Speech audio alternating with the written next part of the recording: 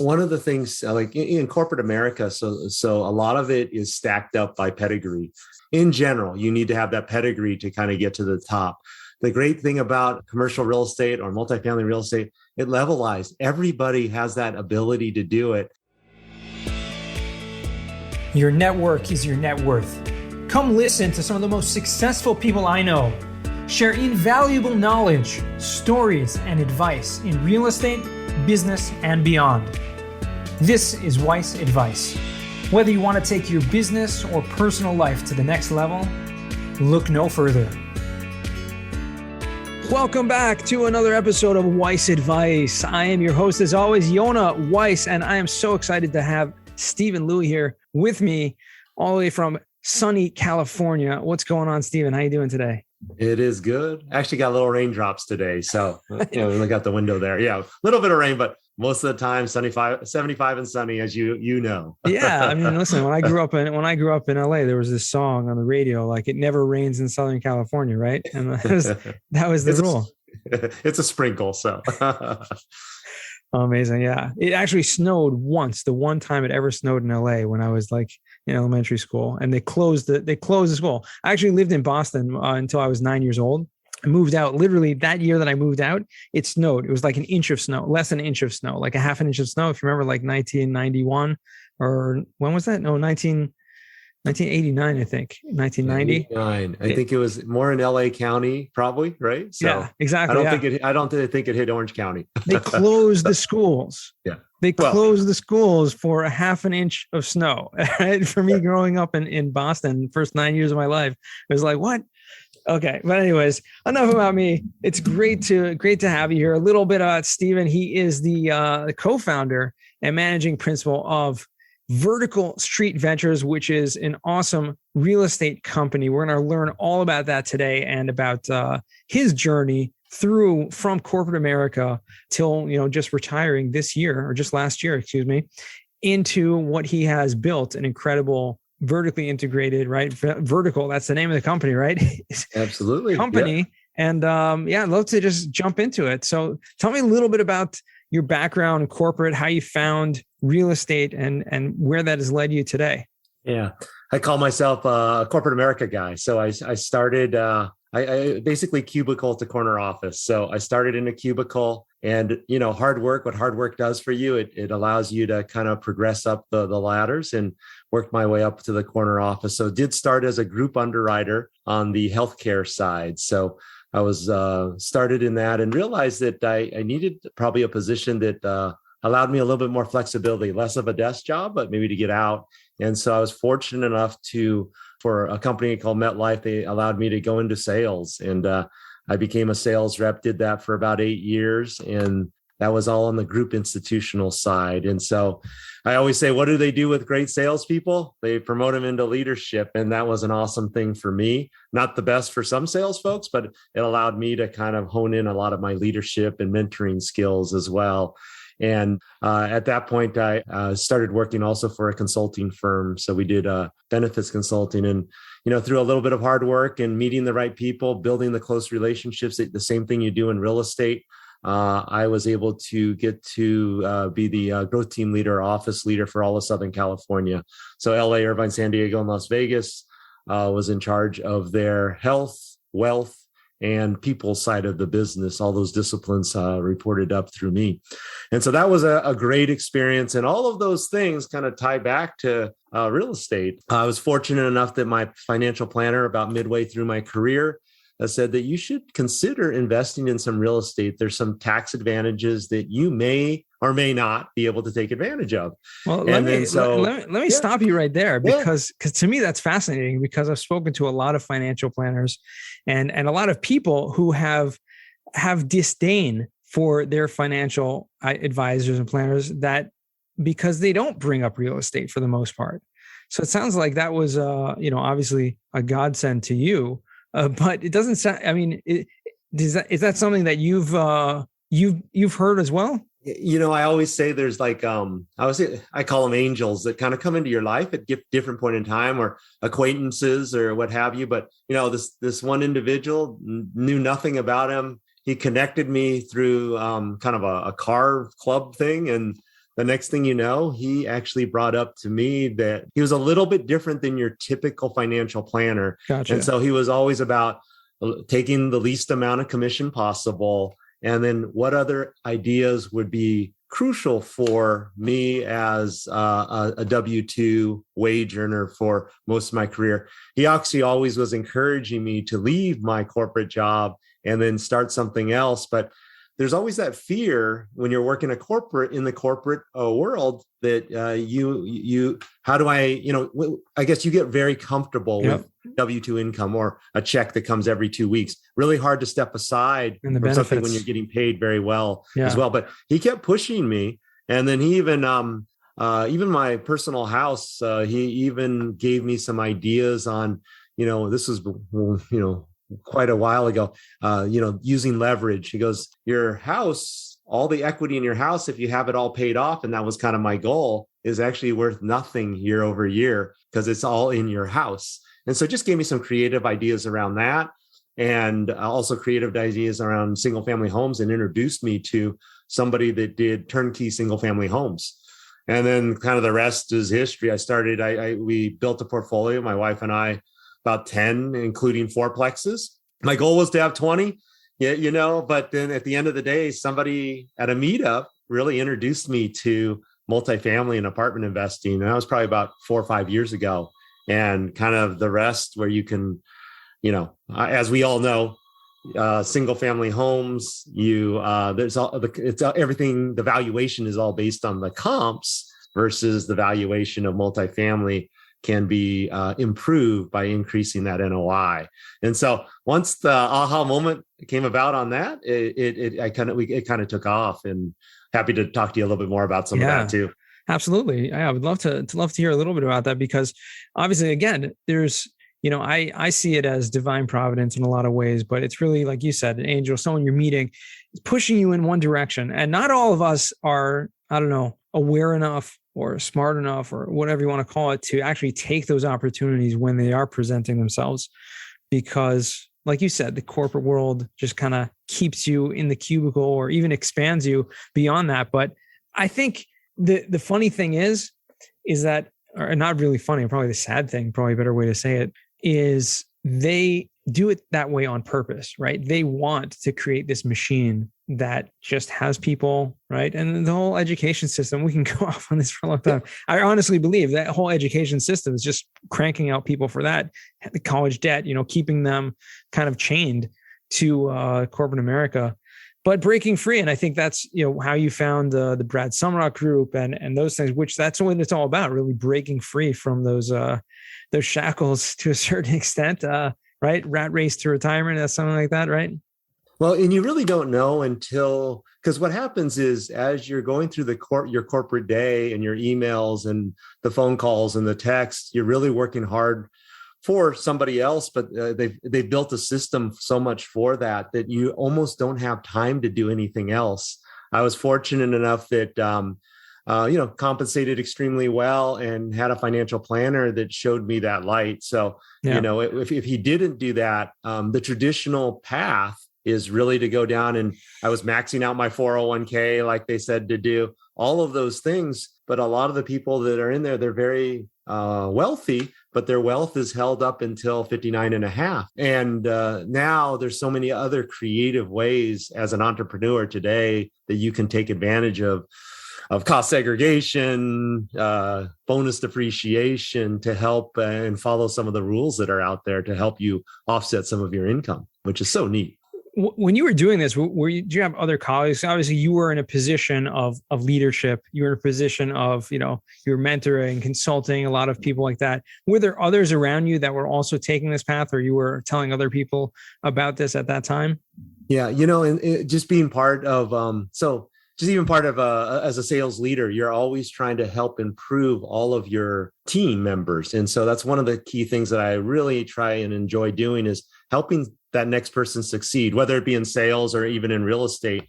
And you can always lead, that's a common phrase, you can lead that horse to water, but you can't make them drink that water. So, real estate is too risky, Steve. Oh, that's a lot of risk to be investing in real estate outside of California and relying on a property manager. And, so that's your common response. But I think most of us are trained there that goes, oh, it's much safer to put it in the stock market. But reality is, there's a lot of fluctuations in the stock market. But the great thing about real estate is, there's an asset that's backed by an asset there. So. Yeah, 100%. 100%. Yeah. Not enough people realize that. But again, I think where are they getting that from? Again, it's part of their training and part of the system that is teaching them, or the financial advisors that are obviously incentivized for them to invest in the stock market. So of course they're going to just keep hearing that and keep doing it. And even the 401ks like that, you're not taking advantage of that. That's being eaten away by, obviously maybe it's growing a little bit, but eaten away by a lot of the, the commissions and things like that of those advisors that are, very happy to take 1% of your net worth over the course of your life, making millions. And whether it goes up or down too. Exactly. Right? Exactly. Which is crazy if you think about it. Yeah. If anyone ever sat and actually did the math of how much the compound interest of that 1% over the course of that period of time would actually equal, they would pull their money out like in a second, right? But everyone's too busy, right? And that's the goal. So now that you're not busy anymore with that, and now that you have built this real estate company, I'm very impressed at, learning a little bit about you. Starting investing out of state, the Dallas Fort Worth Metroplex, a lot of passive deals, a lot of partnerships, and now moved into the Phoenix Metro and focusing there in Arizona, which is again incredibly hot, growing market.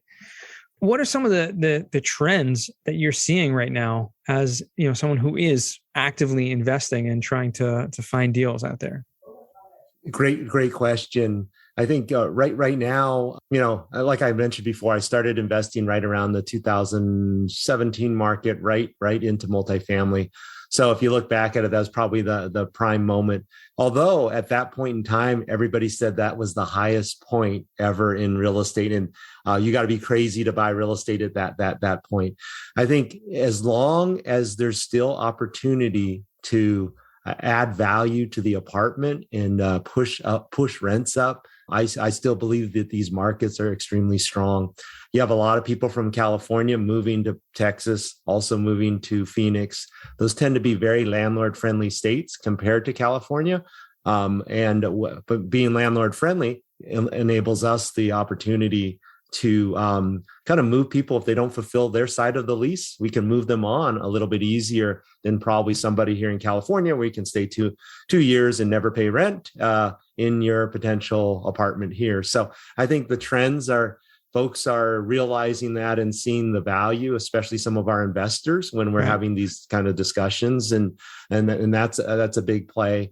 A lot of the other piece out there is bonus depreciation and cost segregation combined with bonus depreciation. A lot of the high net worth individuals that we're kind of connecting with, that's a big piece of the pie. Once they see that aha moment that if they can qualify for real estate professional, or they have an LLC and they go through the appropriate tax funnels and what have you, they can potentially offset a lot of their income. So some of the discussions are kind of wide open, and there's a lot of capital where people are kind of shifting their mindset and their belief system that they've had before, that they can invest in a hard asset that actually will put off some pretty good depreciation year one. Mm-hmm. In some cases in Dallas, over 100%, because land is worth so little, as you know.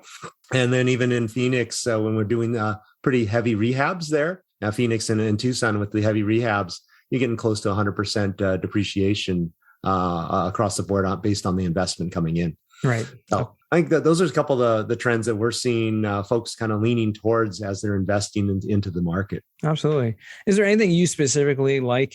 I mean, obviously you're involved in a lot of different aspects of the deal, right? Of running these multifamily. And now, just to give more context, I don't know if we mentioned this, that you've invested in multiple deals. Obviously, I don't know the exact number. I don't remember how many deals, how many apartments you've been involved with in transactions. Definitely in the thousands, right?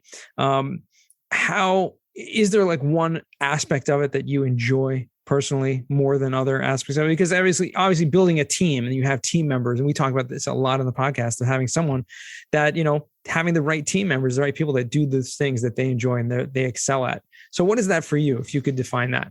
Yes. So in the great thing from an organizational standpoint, that's exactly what you have to do. You do have to focus on really people's strengths.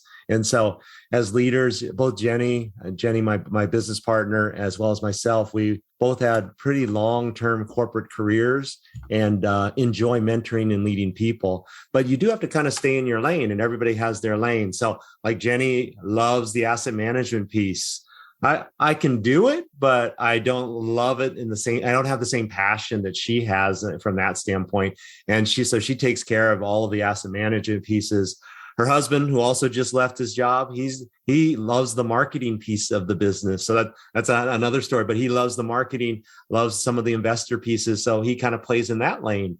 And then myself, I like the acquisition, and I also like building relationships with individuals. So I believe the key to the success for any syndicator out there or anybody that wants to invest in real estate is the ability to really build strong, lasting relationships with people, because people work with people they trust. And I think that trust factor has to come out. So I'll spend a lot of time building the relationship, working with investors, some of the high net worth investors, and then also working with the brokers and building that relationship so they feel comfortable kind of giving us business. I mean, when I first got into the market in Arizona, they even said, hey, you can close this one, there's other ones that will follow far behind. It wasn't the best deal, ended up being one of our best home runs. But then the next one was an off-market deal. The next one was a deal that was 100 plus units. And it just keeps flowing from there if they know you can close and they can trust. So to answer your question, yeah, I kind of try to really stay in my lane, focused on acquisitions and really focused on the relationship building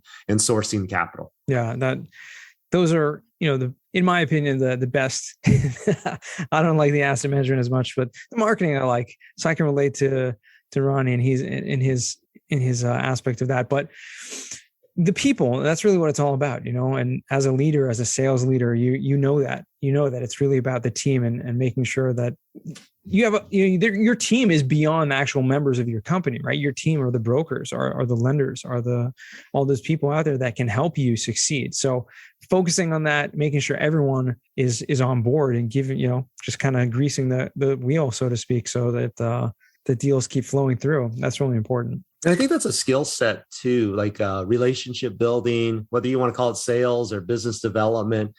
It's some people say, I read a book on sales. Or you really can't read a book on it. You can, but application is really where it takes place. So I always say, and I was a former underwriter as well. So on the healthcare side, which is very similar to what we do here, it's just different nomenclature in terms of names and what have you. But I always say that I think everybody has the ability to learn how to underwrite. I think we all can do it. Some are a little bit better than others.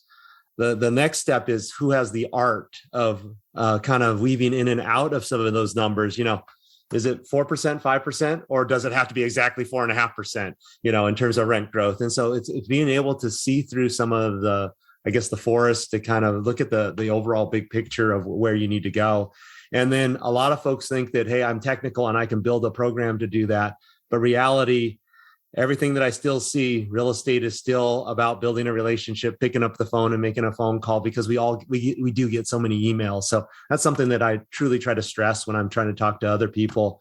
Really pick up the phone and maybe call them, and they'll probably answer, because, myself, and you're probably you're included, I get hundreds of emails a day, and just deciphering which ones need to kind of get deleted or moved on, right? So totally, yeah, I can totally relate to that. As just before we jumped on the call, trying to sift through inbox, especially when you take a day off like I did yesterday, and It was coming back to that, it's painful. But no, I totally agree with that. It's that is a skill, and understanding that and being able to hone that and grow with that is something that can be learned. But obviously, having the people that are talented at it is really knowing how to do that best and to grow with that. So that's really important. Let me ask you just something maybe a little bit related to that, but maybe for our audience. We have a lot of listeners here who are aspiring multifamily investors. Many of them are actively involved, right, passively or actively investing. But to all of them out there, like, what would you say if is something that you can give as a leader in the space to inspire them to kind of grow in whatever it is that they're doing right now in investing? Well, one of the things like in corporate America, so a lot of it is stacked up by pedigree. In general, you need to have that pedigree to kind of get to the top. The great thing about commercial real estate or multifamily real estate, it levelized. Everybody has that ability to do it. And it doesn't matter what you look like, how tall you are, how short you are, your ethnicity, the ability to get there is really out there for everybody to reach. And what I found, it's such a team sport. I always say the single family homes, it's called single for a reason. You can do it by yourself, but it takes a lot of energy. Multifamily, you need a team of people, like you just discussed. You need a team of people that are out there from the brokers and the attorneys and the lenders, everybody out there, as well as a strong team that complement each other here. And as you think about it, really start to, if you want to really be a strong investor or syndicator, what you need to do is really build a strong base first. A lot of us try to go out there and close that 200 unit deal. You can do it. It's just, you need to have that infrastructure kind of built. And that's one thing that we kind of prided ourselves on, being corporate America folks, which I can't thank corporate America enough for what they've done. I mean, they took me from being a young lad that just was very introverted and only understood how to underwrite, to the next level of one of the top salespeople in the organization, into leadership. And so having those right mentors and those right people to kind of help support you are always there. So in continuation, I would just say, hey, you need to find a mentor out there. And there's plenty of them that are more than happy to do that. And that's the great thing about this multifamily apartment or real estate in general. There's so many different avenues a person can be successful. What about other asset classes besides multifamily? Is that something you've looked into or you're currently working on? The only thing I'm because I still have my single family, but everything's managed, and then multifamily. So for us, really, that's our focus right now in terms of where we look at. I know there's a lot of other asset classes that perform extremely well. We found a lot of success in this. And one of the key things I always say is focus too. So if I'm spread too thin, maybe if we have another division that might do that, just like I'm licensed in all 50 states. I'm from the insurance side on the property casualty and as well as the health and benefits side. And so maybe we vertically integrate and have an insurance arm. But right at this stage, I think the focus on multifamily in a particular market, so I'm not spread too thin, is in the Arizona marketplace and all around residential multifamily. Awesome. No, it's good. It's good. Awesome to be super focused because, like you said, that's really where you can grow and you can you succeed. And it's very hard. The reason why I asked is that there's so many different asset classes out there. It's always interesting to learn about, how people are expanding into other spaces as well. But obviously, if you're good at what you do, keep doing it, right? You don't need to break out of that, especially since multifamily is such an important, it's fundamental. It's integral to the backbone of the real estate world. And because everyone needs a place to live, right? And especially now when we are in such a place in our society where, rentals are going up in terms of home ownership is going down. People are moving into apartments at a much higher rate. And I think that's helping to make sure that the real estate multifamily markets continue to thrive. There's definitely a scarcity of apartments out there. So that gives us the opportunity to really make a better place for people to live. And at the same time, while increasing some of the rents. Yeah, so. Absolutely. The amazing thing that I like about both Dallas, Fort Worth, as well as Phoenix is that they're both, flat land and they're both continuously expanding, right? The cities, I remember Phoenix, I used to visit there a lot when 20 plus years ago. I had a lot of friends there, I had some family. And I remember my parents were thinking about buying, some out-of-state rentals. At that point, they ended up investing in Las Vegas, but they were considering Phoenix. And I remember going and checking out these new developments with them. And it was it's incredible, coming back 20 years later and seeing, that was on the outskirts. And now it's right in the middle of everything. And it just keeps expanding. And we'll continue to do so, which is why there's so much land out there to do that, which is why it's such an incredible market to invest in, because it's just going to continue to grow. And I like Arizona for that matter too, because there's very little perils, knock on wood, that actually happen compared to even some of the other, even Texas has quite a few. So the insurance costs are a little bit higher, obviously, in the Texas marketplace compared to Arizona. Also, property tax is also capped too, right, versus it's a little bit more expansive in terms of how they value property tax, obviously in Dallas, so, or in Texas for that matter. Yeah, for sure. Yeah, property tax is notoriously something that you have to worry about in Texas, that increasing. Steve, I want to transition now to something we call the final four. These are 4 questions I ask all my guests. I'd love to know the worst job that you ever had. The worst job I've ever had. So that probably when my first job was working at Carl's Jr. And so that's for those that don't know, that's a fast food place. And I remember, making, I think it was at the time, $3.35 an hour, for much higher today in these days, but $3.35 an hour. And they not only make you, they make you cook burgers, French fries, and all that. They also make you clean the bathrooms, right? So I had to clean the bathrooms when the shifts were slow. And so I always remember that. But that resonates in my head that, hey, I want to do more than just be doing that. And so nothing wrong with working there at all, but just the opportunity of not having to have to do that anymore just kind of always resonated in my head to strive for something else. That was education as well as my career. Yeah, 100%. Everyone's got to start somewhere, right? Yeah. I can give some stories, but we probably don't even need to talk about any stories about Carl's Jr. So, yeah, I mean, growing up in Southern California, I definitely know what you're talking about. Yeah. But now let's move to the second question, which is maybe a little more insight on this one, which is, what's a book you've read that's given you a paradigm shift?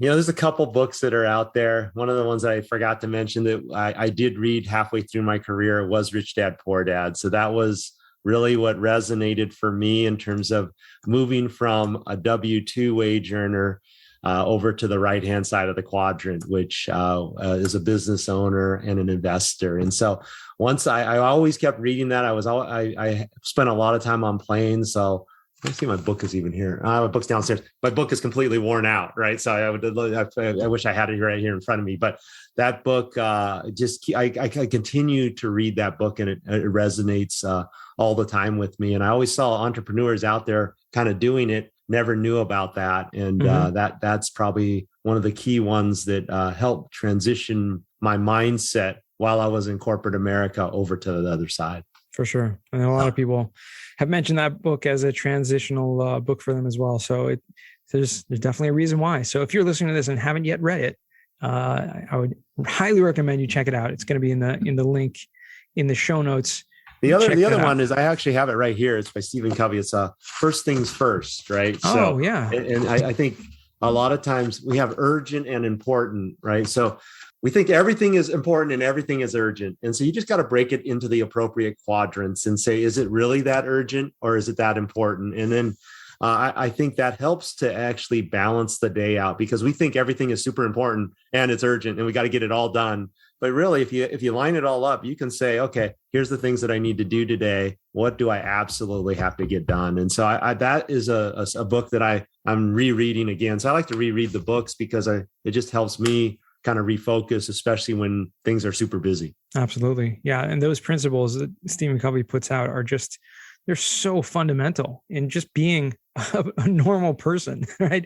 A thriving, growing, normal person. I can't recommend his books enough, and that one for sure. I mean, you're absolutely right about that. I mean, I know we all get sucked into that, and so that's why you do need to reread stuff over and over again, because we get sucked back into patterns and habits. And if you just put it in a quadrant and say, okay, that's really not important and not urgent, or that could be important, but it's not really urgent to do right now. Right. You got a loan that needs to go out in the next hour. That's probably important and urgent, or needs to be signed, right? Or the paperwork for that probably is a little bit more important than maybe even calling back an investor. Investor can wait maybe half an hour or another hour, but we think we need to complete it all. Exactly. And then we end up not being as organized. And when there's chaos, as we all know, you get less done. So I think prioritizing your day is extremely important. Absolutely. And, a quick like little tip that I picked up recently and started implementing. It was a big game changer for me. Is I know a lot of us get kind of swamped by emails. You mentioned, having hundreds of them coming in. It's crazy. And, I used to love to just go through emails and just like answer everything one by one. And then I have a lot left over. So, instead of just deleting, I had, made different boxes, to-do box in my email. And I know, oh, this is very important. I'm going to get to it, but it's not urgent, right? And just put it in that box. And I know just sifting through it, you're organizing the emails and it makes it much easier to get through. And then those important ones, you will get back to them, but just not right now. Yeah. I think someone always told me for emails, I think it's, you gotta make the decision right away. You either, if you don't open it. So either don't open it, but if you do open it, you either got to delete that after you've read it and you don't want to read it again, right? Because, and just solve for it, or you delegate it outward. So I think that's something like that always has been helpful for me, and just trying to get things off my plate. So yeah, 100%. Is there a skill or a talent that you would like to learn? A skill or a talent that I would like to learn. So I've always, this is outside. I've always wanted to learn the guitar. So I have a guitar over there, but just never picked it up. So now that I am retired from corporate America and really just focused on real estate investing, that's actually a goal that I'm going to put into my calendar over here to ensure that I do that before the end of 2022. So that's a great question. So. Awesome. Well, good for you. Well, I look forward to hearing some riffs from you at the end music. Of the year. At the next year, we'll do another podcast, right? There you go. We're gonna get a band together, because a lot of people mentioned on that question that they want to pick up a musical instrument. So do you play an instrument yourself? I learned when I was in high school. I learned the guitar, and I pick it up from time to time. There was a certain period of time where I spent a lot of time playing it, but it's one of those things you don't do it enough. It's like riding a bicycle, though. Once you pick it up and you know it, you can get back into it a little bit. Yeah. Just gotta callous the fingers. That's the problem. You'll know what I'm talking about. Yep. Fourth and final question. What does success mean to you? So that's a great question. 2-part answer here. So success originally meant to me was climbing the corporate ladder and getting all the way to the top, which I successfully did. But in looking back at it, success, but there was a lot of sacrifices in doing that. Those sacrifices are time and family. And so realizing that today, success is actually, as Jenny always reminds me, is living a life by design. And that design is spending time with the people that you love and the family. Because as we start to age, and you'll see that, boom, 5 years goes pretty quick, 10 years goes fast, 20 years goes even faster. And our time is all limited here. And so just impacting the people that are out there, and then, giving back to the community that has been so good to me across the board. So where I can actually now help others out from a multifamily perspective, or even just a mentoring perspective, I'm always willing to do that. And so it has changed, right? It's like now I need to spend more time with the family, my parents who are fortunately still alive, as well as my brothers and my sisters and my wife and my 2 daughters. So that's kind of what success means to me, because a lot of times we don't focus on that. We focus on kind of the almighty dollar, unfortunately, to say, once I get to this, I will then spend more time with the family. I had a lot of that mentality, and I'm just blessed and fortunate enough that I was able to kind of exit the corporate rat race, and then really try to redesign my life for the next 30 years. So that's beautiful. No, absolutely. That's what it's all about. It really is, in the end of the day. So it's important to always recalibrate, rethink about, these things that are important to us. And obviously, you can't necessarily have it all at once, but as a growing person, someone you come back and you figure out, okay, well, what's important now, right? Maybe it wasn't important a year ago or 5 years or 10, 15, 20 years ago, but what's important now, and focus on that. And I love your answer, because it's really just focusing on what it means now. And you can really, you only live in the now. And that's really the most important thing. So be successful now, right? In what you're doing. And that's awesome. Steven, it's been a pleasure speaking with you. Where can our listeners find you or reach out to you if they choose to? Yeah, you can always go to our website. It's www.verticalstreetventures.com. can always schedule an appointment with us. And our cell numbers as well as our email address are all on there. So that's verticalstreetventures.com. Awesome. Okay. Well, we'll make sure to put that in the show notes. Also, in case anyone wants to check that out, always read the show notes, by the way, guys. If you're an avid listener to the Weiss Advice podcast, or any podcast for that matter, the show notes are usually packed with a lot of information. Usually, our team likes to summarize the episodes so you can skip around if you want to. You can only listen for 10 minutes, pick out the best part that you want to, that, and all the contact info as well as the resources in there. So make sure to check that out and make sure to check out everything else that's there also, which you'll find maybe some surprises. Who knows? Steven, thank you again. I appreciate you taking that time out today, and wish you much continued success. Thank you very much. And to you too. And to our listeners, remember, the best advice comes only when you ask. Real quick, I have one question for you. Did you like this episode?